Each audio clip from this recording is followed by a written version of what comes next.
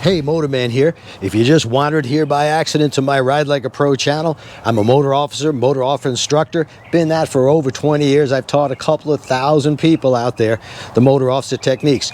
Today we're going to go for a ride out on the road. I'm going to have my wife Donna with me, and I'm going to give you some of the tips that I used over the years to stay safe out on the road. Some of them you may have heard of before. Some of them just going to be a reminder. And I know there's probably a few I'm going to leave out, but whatever I could think of to help you, I'm going to do that as we ride along. And I want you to take a look at this particular mount for a GoPro, or I'm using that SJ cam here. This is from Rick Rack, and I'm going to put a link below. It's a wonderful thing. You could turn it as 360 degrees. It mounts the camera very well. I'm going to give that a try today, and I recommend it. It's like 59 bucks. I am going to put the link below, so make sure you look below. A lot of you don't do that, and I know you're going to say, hey, where's the link for that? It's right below this video. And don't forget to subscribe, and make sure you click that little bell, so every time I come out with a new video, you'll get to see it right away.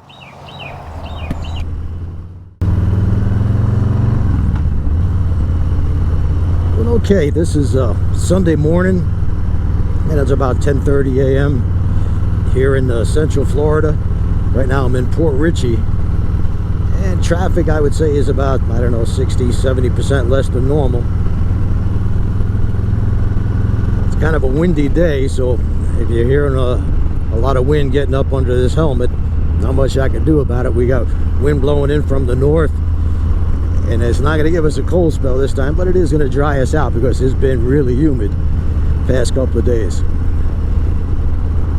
So if you've subscribe to my channel, and I hope you do. In fact, click that little bell so you'll be notified when I come out with another video. But if you've already subscribed and watching my videos, I got over 900 of them on there. You might have heard some of these tips that I'm about to give you. Then again, maybe you haven't, and if you haven't, pay attention, because this is the kind of stuff that I used to stay safe as a motor officer. And they also happen to work for anybody, not just police officers. Some of them you've heard of, some of them you haven't. Either way, I think it's a good thing to go over these so that you will remember. Now, here's a car coming out from the left. I'm covering both my brakes because I really don't know what he's going to do. So I plan for the worst. Covering the brakes is going to save you about a second to a second and a half at 40 miles an hour. In 1 second, you've covered 60 feet. So if you cover the brakes, that's going to save you 60 feet in stopping distance. Now, when I pull up behind this vehicle, I'm going to stay about a car length or so behind him, so that if a car coming, and I'm looking at my mirror right now, if a car coming up behind me isn't paying attention, and I see he's really moving up fast, or I hear the brakes squealing, I've got a place to go right between those two vehicles. If you're afraid to turn your handlebars from a dead stop to take off, well, you better get further back than one car length. That could cause the cars behind you to get annoyed. They might think that you're not paying attention. So it's really best to practice taking off from a dead stop and immediately turning, or turning your handlebars at the very least. Always stay well behind the vehicle in front of you. The general rule is one car length for every 10 miles per hour. So right now we're doing about 35, and I'm at least 3.5 car lengths behind that vehicle. Now, on a normal day, even a Sunday, this road right here would be almost bumper to bumper traffic. By the way, I'm passing this vehicle, and I'm going to pass them quickly. I'm not going to linger alongside of them.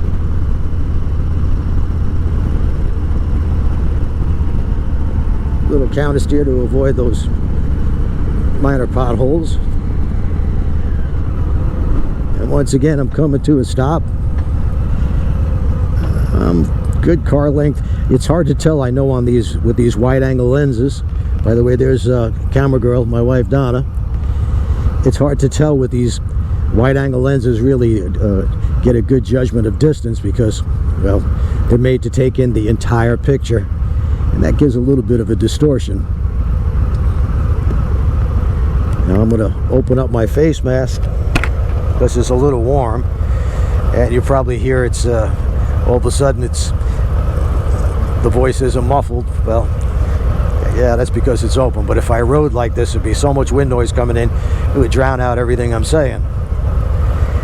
I've also heard what people say, when you come to a stop, you should put one foot down. Well, if you're pretty good at stopping and putting one foot down, that's okay. But if you're on a 950-pound motorcycle with a 200-pound rider and 150-pound passenger, I think the better practice, and people will argue about this, I think the better practice is to keep both feet down. And then people will say, well, how are you going to use the brake? Well, you got a front brake. So if you want to hold the brake when you're at a stop, you can hold the front brake.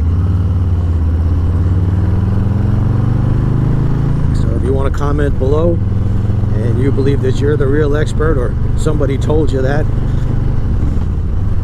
that's fine. You can comment below. But the reason I like to put both feet down is if you're on a heavy motorcycle, especially today where we got wind gusts about 20 miles an hour, it helps to have both feet down instead of just one.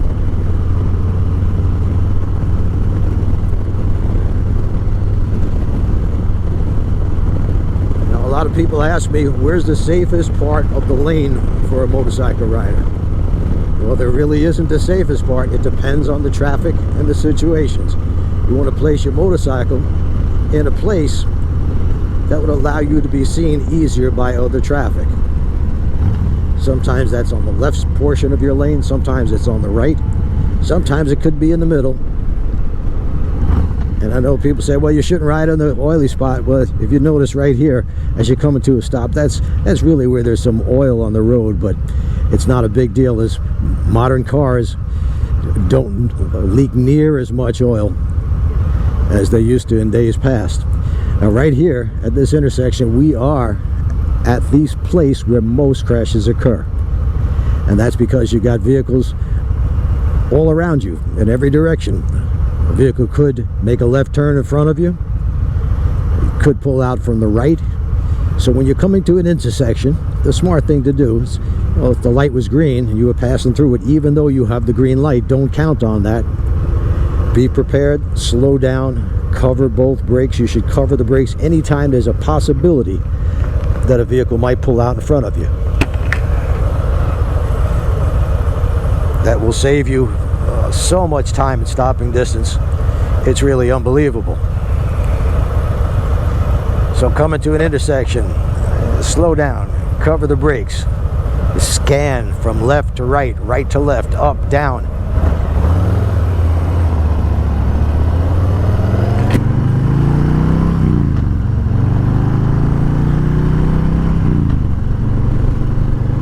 Now, last week I did a video about counter steering, or push steering as I like to call it. As a perfect example, this car on the left, if he started coming over to my right, I'd push forward on the right grip. That would make my bike lean right and go right. If you're not familiar with that, or you've never had to do it in an emergency situation, your natural tendency would be to turn the handlebars away from that vehicle. Well, if you do that, you'll actually be turning right into the vehicle. So practice push steering, counter steering. You'll also notice that the faster you go, the less of a push it's going to take to get that bike to lean, because that's what you're doing. At speed, the bike will not turn unless you make it lean. So if I wanted to go to the right, I push forward on the right grip, and look, it goes to the right. Push forward on the left grip, it goes to the left. If you haven't watched that video, I implore you to watch it, because it could save your life. In fact, many of these things I'm talking about today could possibly save your life. So even if you've heard it before, it's worth hearing again, in my humble opinion. Yes, I'm aware that on YouTube, all the professionals and the experts in the world are on YouTube in the comment section. And a lot of them say, how dare you call yourself an expert or a professional? Well, I've worked a countless amount of cases as a motorcycle expert witness, so I would think if the judges declare me an expert, I'm pretty much an expert. That's not ego, that's just the law. And as far as professional, I've taken hundreds of hours of training. I'm certified as a motor officer instructor, not just a motor officer. So yeah, you may think by just commenting on YouTube that makes you a better expert or professional than me. That's fine. You can think that if you want. The people who say that kind of stuff generally have absolutely nothing on their YouTube channels. Like I said, I've got over 950 videos. And by the way, we're approaching now 100,000 subscribers. That's good. I want to get above that 100.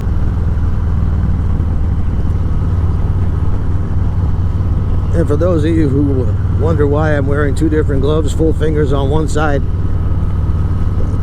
and the half gloves on the other side, is because during these rides when I'm filming, I may have to put this camera on and off to save battery and save space on it. 2 or 3 times, and I found it just about impossible to do that with a gloved hand. Plus, I love that it pisses off the safety police on YouTube.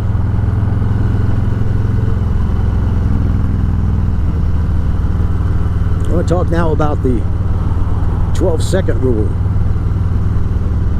Maybe you've heard of it, maybe you haven't, but the 12-second rule is to try to focus about 12 seconds ahead of your path of travel. If you do that, you will have 12 seconds to react to a possible emergency situation. And if you got 12 seconds, it ain't going to be an emergency, because that's a long time. You start counting 1001, 1002, you'll realize 12 seconds is a long time. Whenever you've heard somebody say, the crash happened so fast, I couldn't do anything about it. Well, what they're really saying is, I wasn't looking far enough ahead. If you're only looking 100 feet or so in front of your motorcycle, everything seems to happen so fast you couldn't do anything about it. Further ahead you look, the safer you're going to be. You'll have 12 seconds to devise a plan if that car happens to turn left in front of you.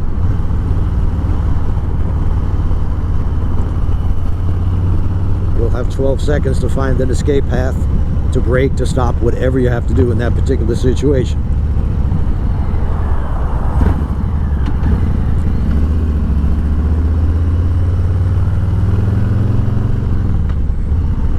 Right now we're heading down Trouble Creek Road, it's called.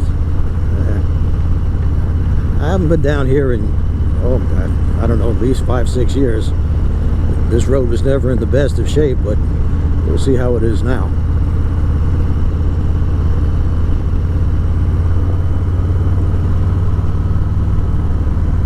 It's going to take us along the Enclosed River and out to the Gulf of Mexico.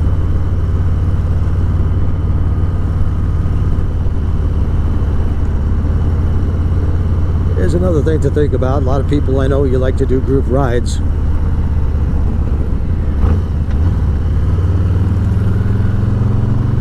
And you may think it's cool to ride with 20 or 30 motorcycles.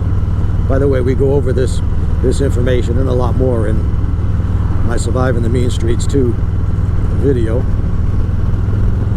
But if you've got 20 or 30 motorcycles and you're in the left lane and you're going the speed limit leading, but the guy in the back, he's probably going 10 or 15 under the speed limit, that's going to piss off a lot of people. They may try to get between you and other motorcycles. It causes a dangerous situation.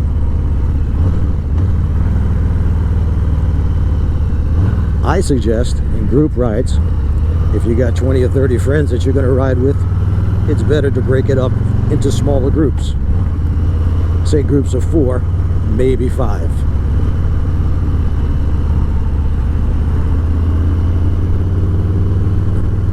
Make sure that everybody knows exactly where the end of the destination is. Give them a map if you have to, so that if you really want to arrive at a particular place at the exact same time, you could find a place nearby that place where everybody will meet, and then you could look cool and pull up to whatever it is, the restaurant or the bar, wherever you happen to be going. You can pull up all together.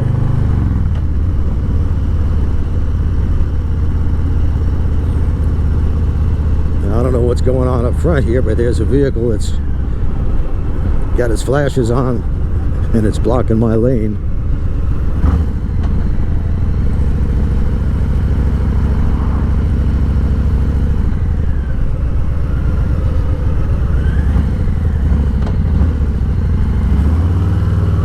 I guess it's just some people that don't want to park on the side of the road, so they decided to block the road. Hey, it's a free country. You park where you want to park. Don't let anybody tell you where you got to park. And if you notice too, by the way, there's some curves on this road. I'm going to approach it from the outside. Gives me the best view around the curve. Head towards the apex.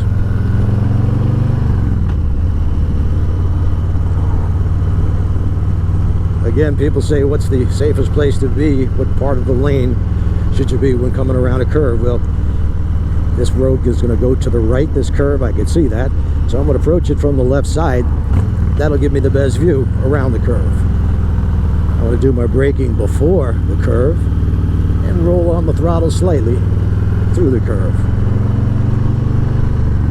On a winding road, you need to be able to come to a complete stop within your sight distance. So if you can only see 100 feet ahead, you better be able to straighten that bike up and come to a stop within that 100 feet. If you're blasting around blind curves, having no idea what's there, could be sand or gravel, could be another vehicle, could be any one of a million things. If you want to take that chance, well, you can do it. But if you want to live to be an old biker, I suggest never violating your sight distance. Suggested speed is 15 miles per hour. I'm going about 30. I'm going to slow down a bit. By the way, I used the friction zone there because first gear would have been too low. Second gear was a bit high, so I just used a little bit of friction zone. I pulled that clutch in just a bit into the friction zone to smooth my progress through the curve.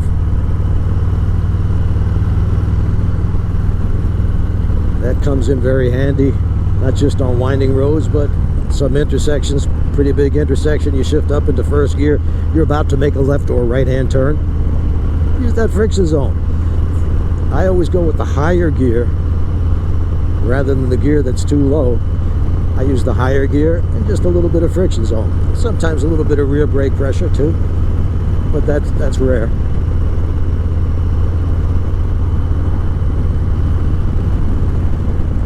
A lot of people too ask me about what the rear brake does for you, because I tell you, when you're practicing low speed maneuvers, to use your head and eyes, the most important technique. Friction zone and a little bit of rear brake. Rear brake helps you, gives you just another control point. Helps to stabilize the bike.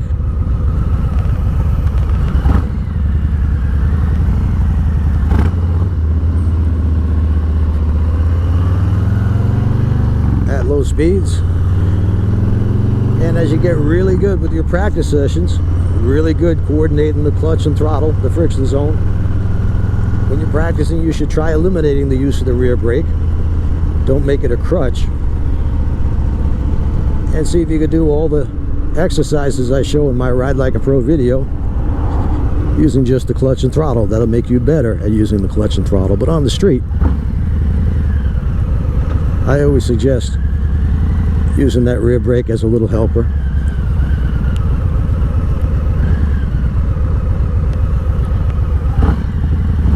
And here's yet another park in Pasco County. We are the king of parks here in Pasco. And I see the place is pretty crowded. I think people are getting tired of staying home.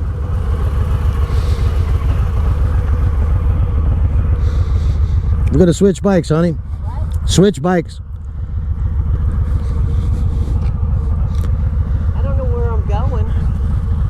Can we go that way? Straight down the road. All right.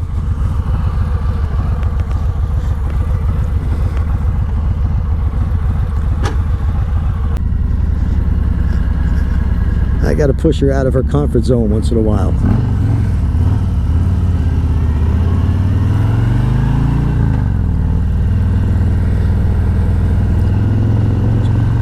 I'm betting right now she's pretty mad. She wasn't expecting that, but yeah, it's really good for her. I know what's good for her.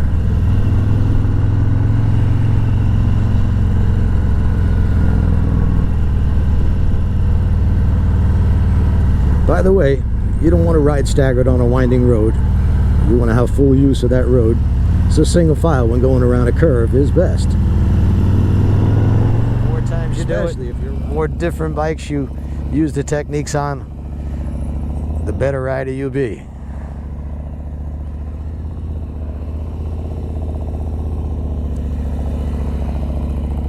And here's no markers or anything. We don't need any cones.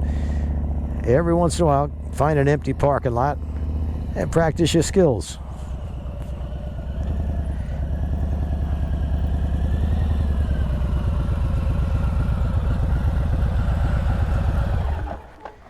That looked pretty good. What do you think of this bike?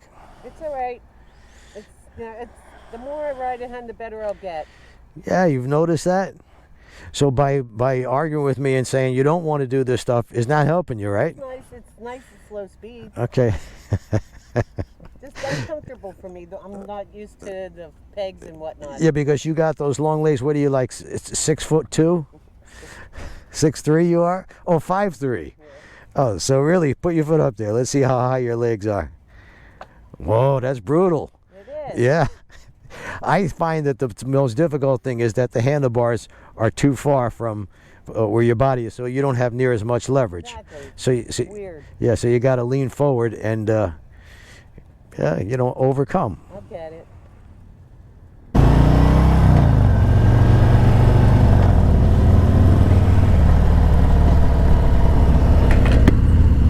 I don't know on which bike she looks cooler, the Electra Glide or the Low Rider.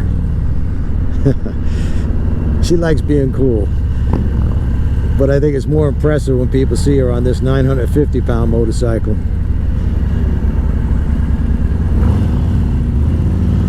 One day what I want to do is take you as a passenger on that bike, because there's no back seat or passenger peg, so you sit on the rear fender. Then you are a badass biker chick. Not gonna happen. Great job.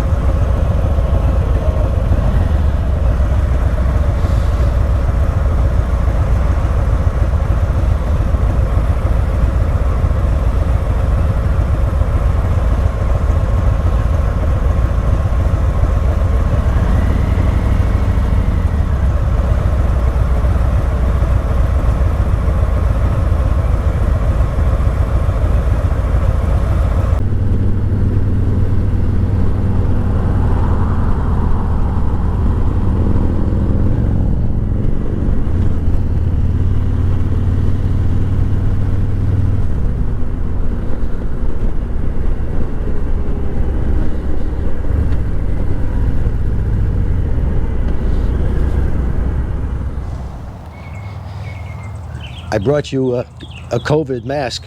Take a look at it. I'm not putting this stupid thing on my head. I put it on my head. It's dumb.